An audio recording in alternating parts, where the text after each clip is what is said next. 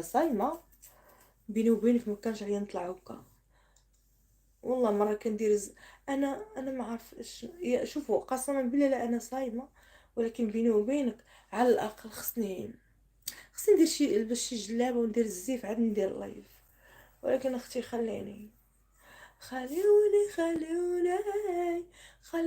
في حالي. انا ما بغيت الزواج، انا عاجبني حالي. شكون اللي غيطمع فيا؟ شوفي انا كي دايره، اويني انا ما دايره لا اغراء لا ولا لا لابسه تريكو نسكم. ولكن الصراحه كان عليا نلبس جلابه حيت اليوم رمضان. اختي راني باقا صغيره، ويلي واخا باقا صغيره 34 باقا صغيره.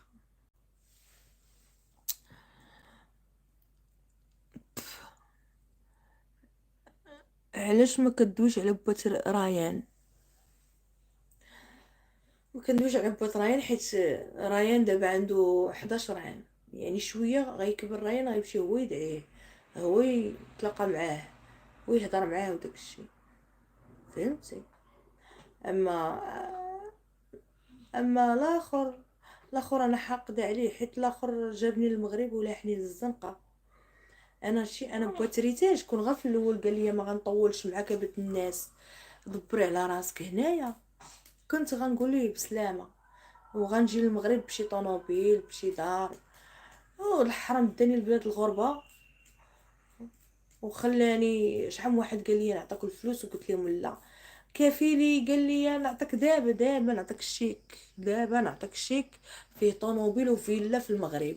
قلت لي لا، قلت لي انا باغا هذاك الكامل، انا باغا هذاك. في الاخر قال لي والله انت غتعاني. قلت لي خليني. جيت للمغرب عاني، بقيت بكيتهم دم بكيت الدم، ندمت كون سمعت كلامه. من هذا المنبر لو كان يشوفني كفيلي يبعث لي فيزا انا واطفالي باجي على السعوديه وبسوي جنسيه وبعيش هناك، ما ارجع للمغرب، والله ما ارجع. والله ندمت ندم شديد لما رجعت على المغرب. والله يا ريت لو سمعت كلامك ما كان صار لي هذا الشيء. فضلت زوجي على كل شيء، وبعدين لما دخلنا على المغرب تركني وراح، وترك طفلة صغيرة، وبعدين بنته الحين بتكبر وبتمرض وهو راح عاش حياته.